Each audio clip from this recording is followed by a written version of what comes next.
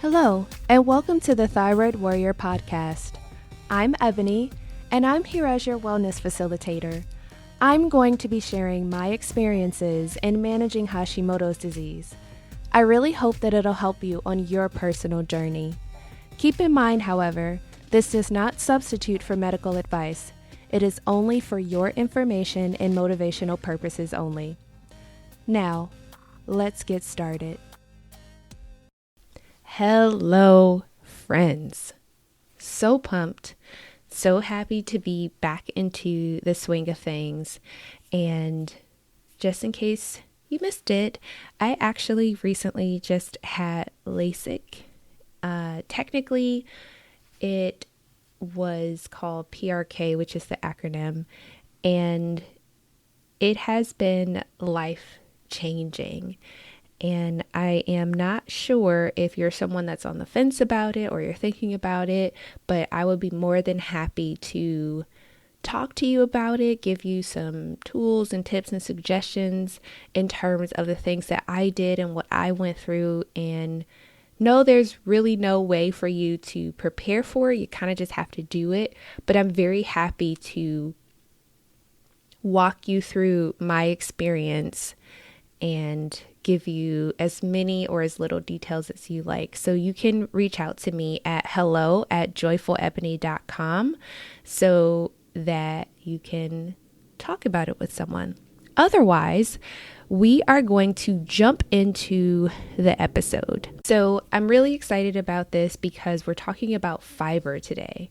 And it is definitely something that we do not get enough of. The American Heart Association eating plan recommends that we have at least 25 to 35 grams a day of fiber just from food. I'm not surprised that we get about half of that, or close to like 12 and a half to 15 grams of fiber a day.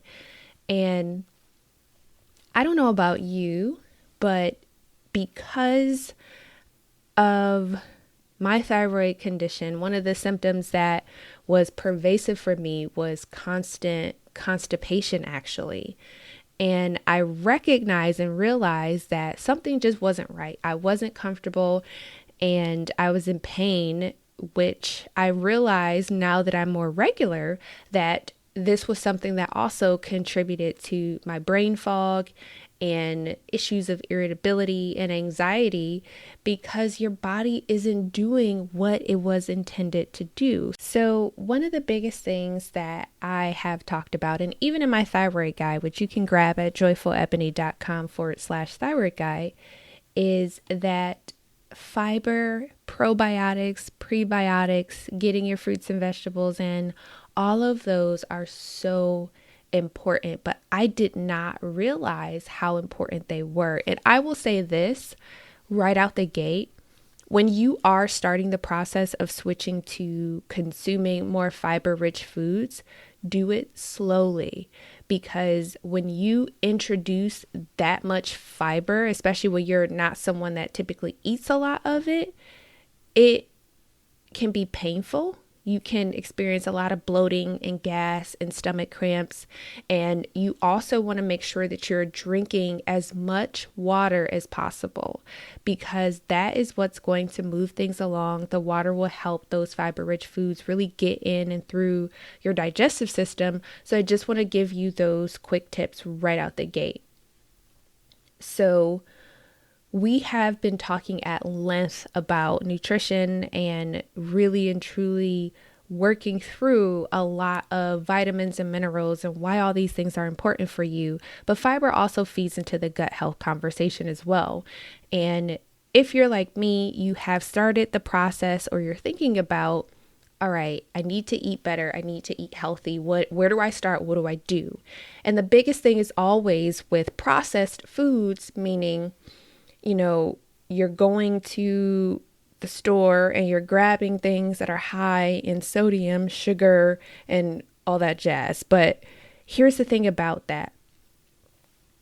The more processed a food is, the more they take out the fiber and the water and many of the essential nutrients, and we've talked about macro and micronutrients, but that the processing strips away a lot of those things. So when various companies are creating these foods, what's happening is when you take out fiber, when you take out water, ultimately you have to replace that with something because you want the mouthfeel of it. You want to have this temporary satisfaction in terms of that particular food that you're consuming. So what ends up happening is those foods are typically filled with more fat and sugar, which is kind of misleading when you think about it, because these things are supposed to be really good for you and they're quick, but at the same time, it's going to be critical for you to start looking at the food labels. And we're going to talk about that too, don't worry. But food labels are also confusing, and they're also really tricky, because what we don't often realize is, yes, we might have a package of something, but typically it's split into 2 to 4 or 6 servings, and you're looking at the label and you're like, oh yeah, this is cool. This is only 200 milligrams of sodium, or this only has 5 grams of sugar. But in actuality, that one protein bar may in fact be 2 servings. So you're actually getting 24 grams of sugar sometimes and 500 milligrams of sodium and all of those things. So it's tricky, and we're gonna walk through it, so don't worry. And it frustrates me a lot of times because it took me a long time to get here, and I just want us all to be on the same playing field in terms of getting that information. And that's a big reason why, as we end Thyroid Disease Awareness Month, I'm sharing so much of these details because they're really important. So here's what you're looking for as it relates to food when it comes to fiber. I'm just going to give you that right away. So apples, bananas, oranges, strawberries. I know a lot of times we tend to take off the skin of apples, but that's where the money is. That is where you're going to find a lot of the fiber. So it's really important in these circumstances, when you have fruit that has peels, that have a peel that you can consume, that is when you want to consider getting a more organic product, because it's not going to have as many pesticides and all that fun stuff covering that particular food. But I will say that you really and truly want to wash your fruit, because a lot of times, in order to protect it, many stores or food companies that process things, they cover it with a protective wax. So you definitely want to get that off. And one of the ways that I do that is I get a cup of vinegar. I fill a bowl with water. Usually I will just add filtered water to a bowl, add a cup of vinegar, add 10 drops of lemon essential oil or orange, and I kind of just let that sit.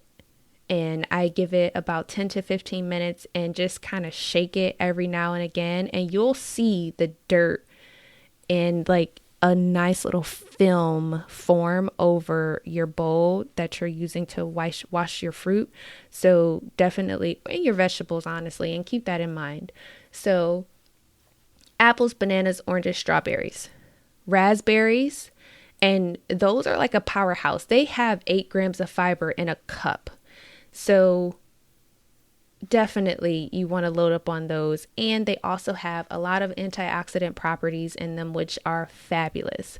So also mangoes, persimmons, guava, any dark leafy vegetables, Swiss chard, your collard greens, and then artichokes are just amazing. And they're also a prebiotic in a lot of cases, particularly the Jerusalem artichokes. And I love artichokes, and I did not realize that until I got older. So I'm always trying to incorporate that particular food in my diet a lot. And also, like, things like carrots and beets and broccoli. And when you're thinking about broccoli and all of your cruciferous vegetables, because I know a lot of people say when you have a thyroid condition, you should not consume these things. But a lot of times the enzymes and proteins and all that fun stuff, that it's like a small combination of those things. But when you cook it, that's what typically will reduce those gordogenic effects of those particular vegetables. But they're awesome for you. So I really want to make sure that you're not completely taking those things out of your diet because you need them.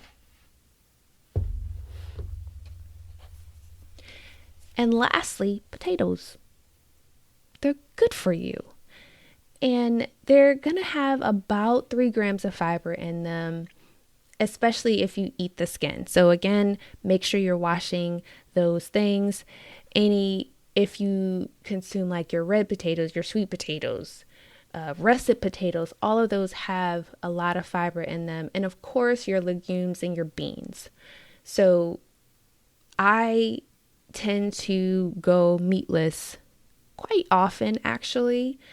I just really like vegetables, and lately I have finally figured out how to get the right balance of protein or non-animal protein in a lot of my food. So I tend to load up on those things first.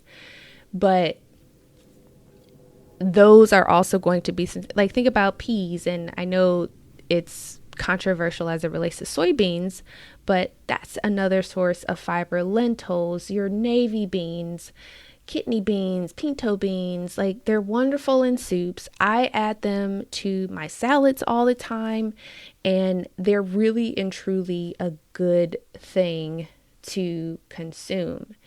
And one of the really critical things, and not everyone likes bread, a lot of us are gluten-free, but I will say that you want to look at the fiber content of the bread that you're consuming, making sure that you have whole grains.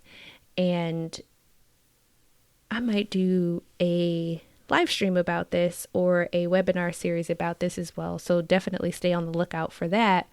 But you just want to make sure you have 5 or more grams of fiber for a serving size of bread.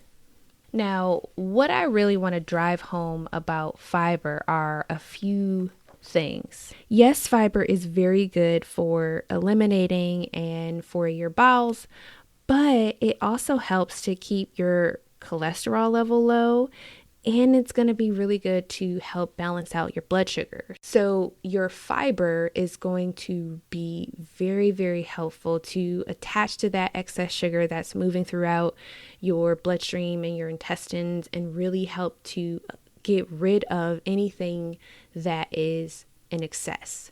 So you really and truly need fiber, and I'll talk about blood sugar in another episode as well, because I know many of us tend to have issues with blood sugar when you have a thyroid condition. So I definitely do not want to leave that out.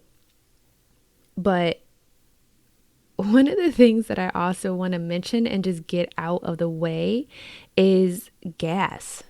And yes, you're going to experience a lot of gas when you're starting to introduce your body to more fiber, but that's also another indicator, especially when you have a lot of gas. You're like, I'm not really doing anything different. That's your body trying to tell you that you need to introduce more healthy gut bacteria.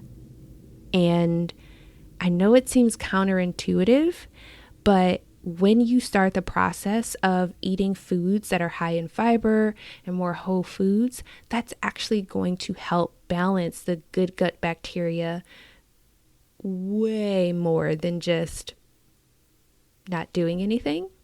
And also, probiotics are going to be a good option for you as well. And obviously, you want to make sure you get a quality probiotic, but it's really important to feed that good gut bacteria, because as you guys know, there's a lot of things floating around. There are a lot of viruses, particularly in the winter time, early springtime, as the seasons change. People get sick a lot. And I don't know about you, but at my job, this has honestly been one of the worst seasons for sicknesses, and there's a coronavirus floating around as well, and just a lot of upper respiratory things happening. So when you increase your probiotic intake, when you improve your gut health, that is going to just help with your overall well-being.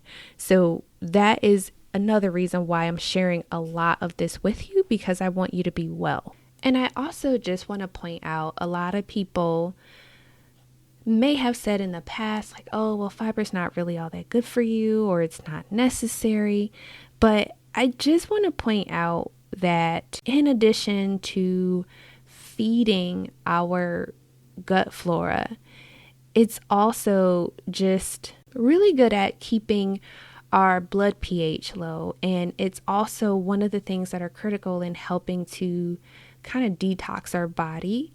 And in all honesty, and this is just me speaking here, it is so important to me when I think about detoxing and cleansing. I don't necessarily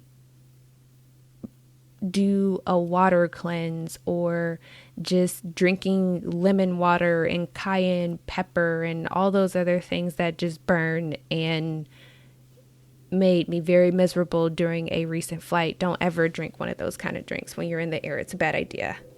Don't recommend it at all. But when you hear me saying I'm going to do a cleanse or a detox, what I'm actually talking about is I am flooding my system with fruits, vegetables, and plant-based protein. And I normally will do that 1 to 2 weeks. I'm getting fresh pressed juice. I'm making sure that I am taking my probiotics. I'm drinking a lot of water throughout the day. I'm trying to make sure I get a lot of rest. And I don't do a lot of exercising during that time because I'm allowing my body to cleanse itself. I'm helping my body by giving it a good source of nutrition and rest and water, because our bodies are actually incredibly resilient.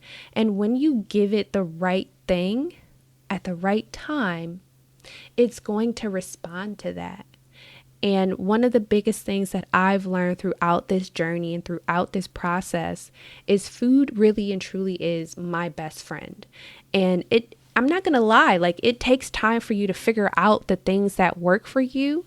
But once you do, my, oh my, the tides will change. You will see life more clearly.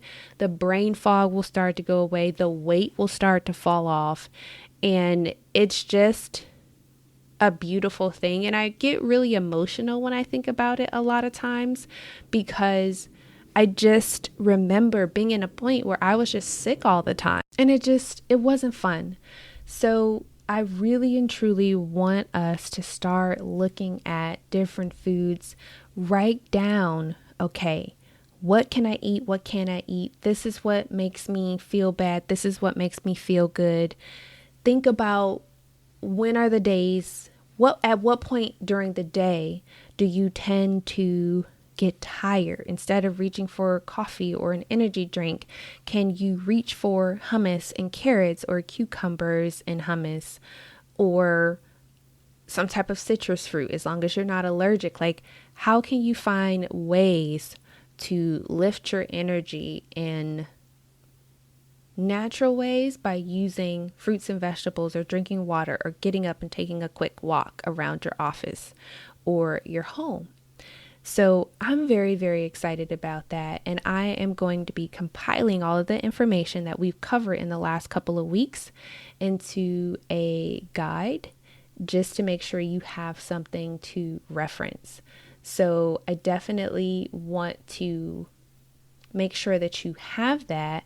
So if you're not already on my email list, I want you to get on that, because that's where I'm going to be sending this information. So you can head over to joyfulebony.com/email to make sure you're on my list and that you will actually be able to receive that guide.